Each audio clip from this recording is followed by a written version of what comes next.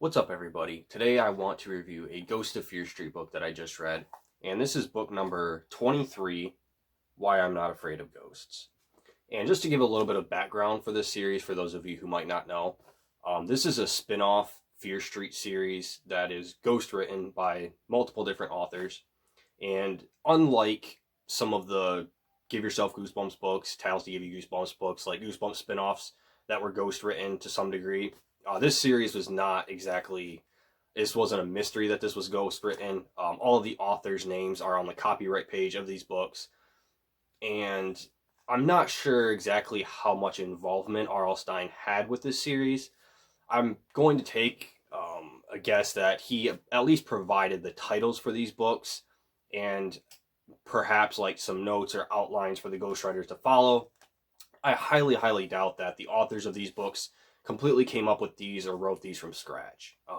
I'm pretty sure R.L. Stine at least gave them like a title or some notes or something to go off of for these. Maybe he wrote more detailed outlines. I'm not really sure. But I wanted to do a Ghost of Fear Street review because I have been reading some of these lately, and eventually I plan on ranking the series. I almost have a complete set of these books. There's a total of 35 books in the series, I believe, and I'm only missing like 4 now, so I have almost all of them. And this is one that I just decided to read recently because my good friend BD Horror, fellow Goosebumps fan and reviewer, I'll link his channel down below, read this book not long ago, and he said it's one of the worst kids horror books that he's ever read. So I was curious to see if it's as bad as he said it was. And another one of my friends, Spongy, he actually liked it. So I was just curious to check this one out for myself and see what all the hype was about with this book. So yeah, this is book number 2023, Why I'm Not Afraid of Ghosts. First of all, the cover on this book. This cover is absolutely atrocious.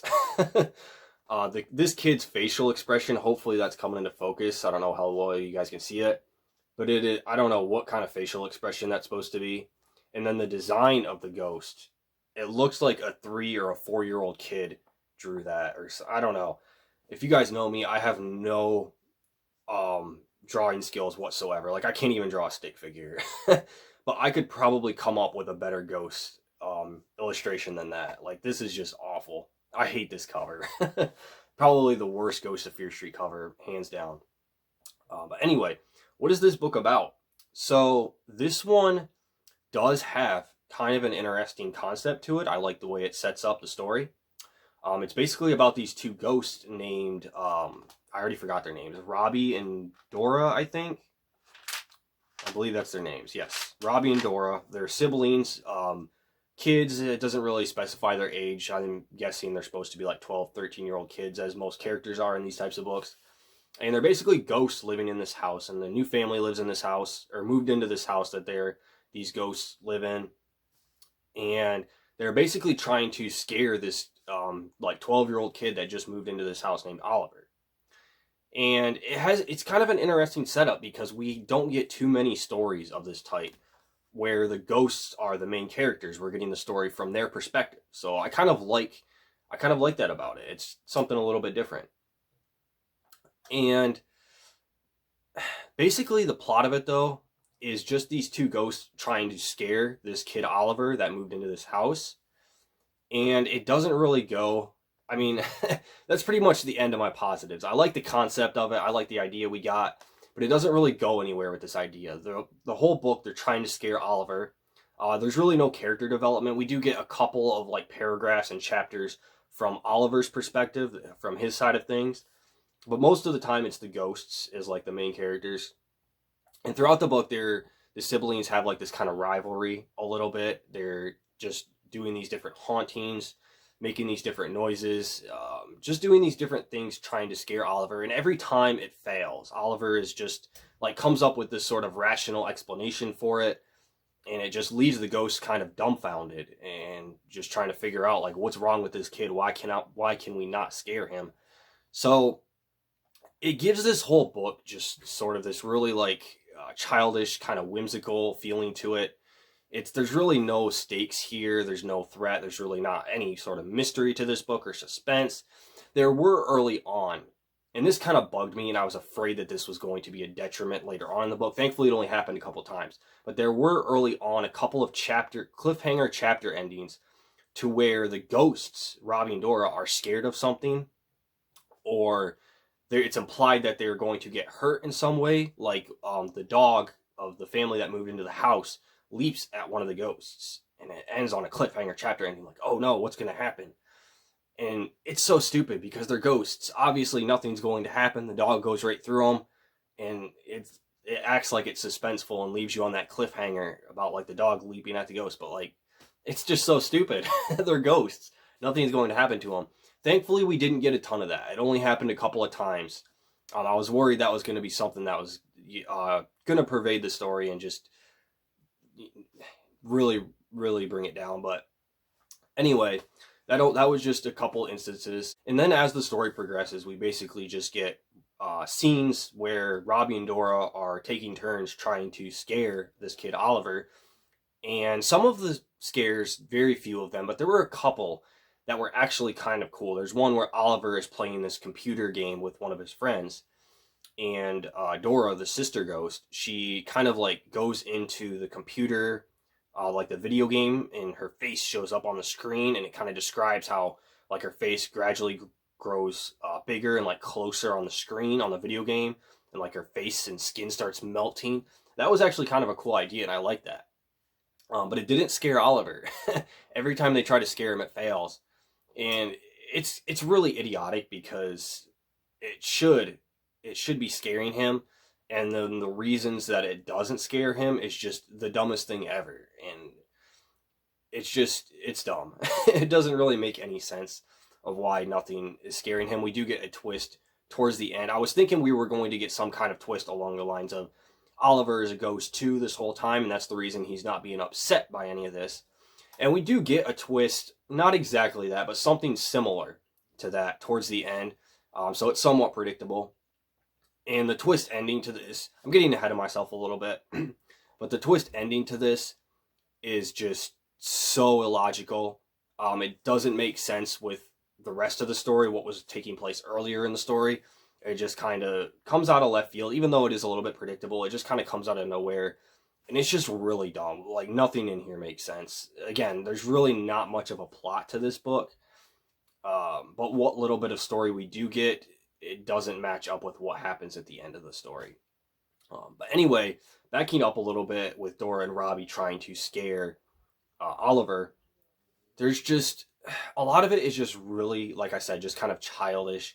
There's nothing in here at all. This almost doesn't even feel like a middle grade book. It almost feels more like elementary, targeted toward the younger kids.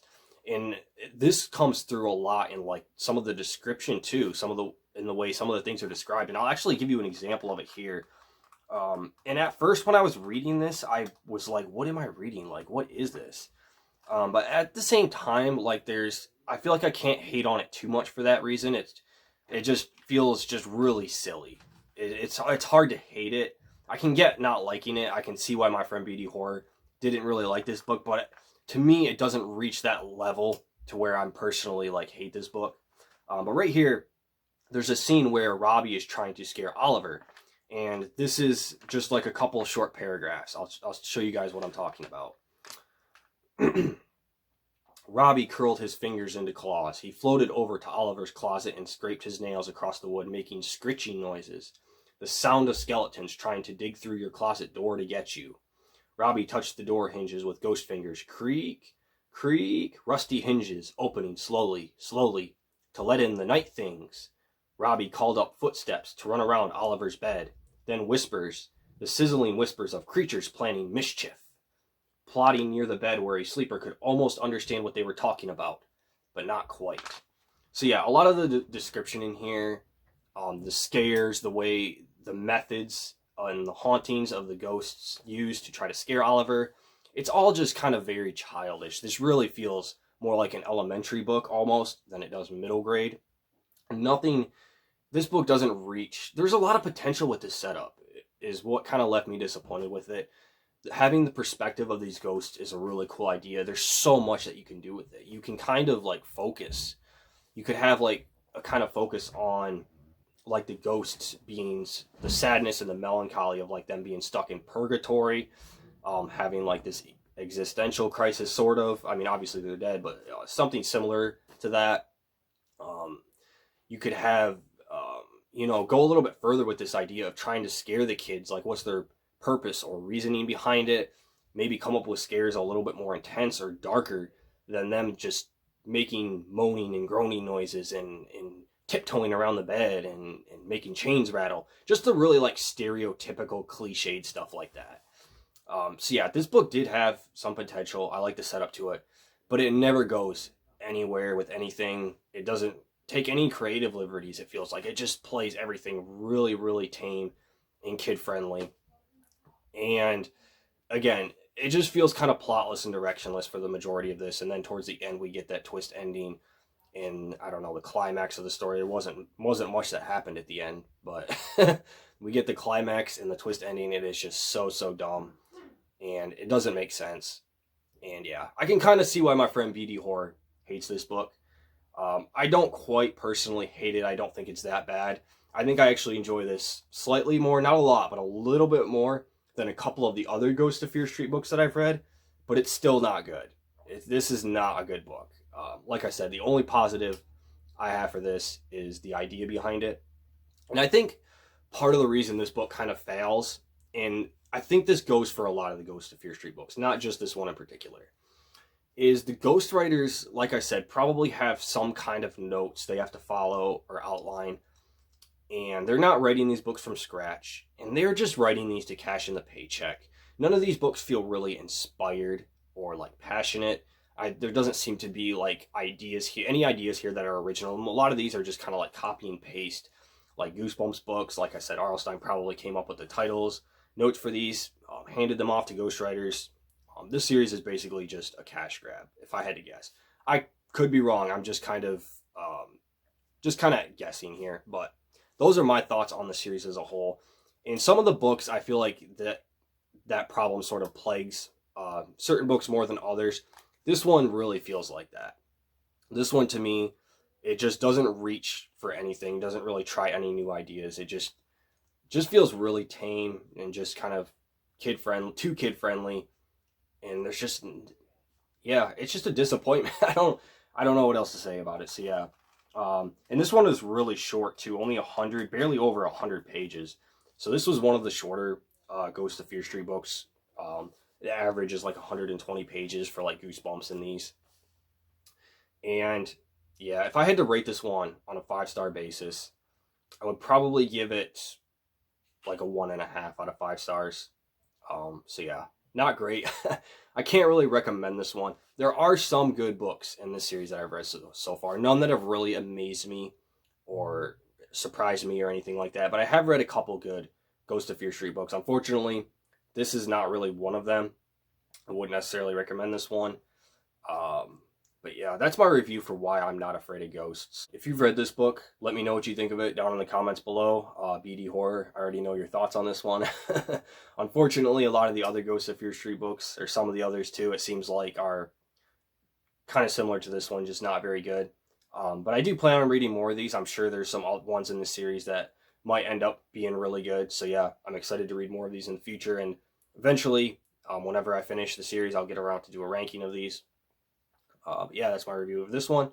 And that's all I have for today, guys. Thanks for watching, and see you next time.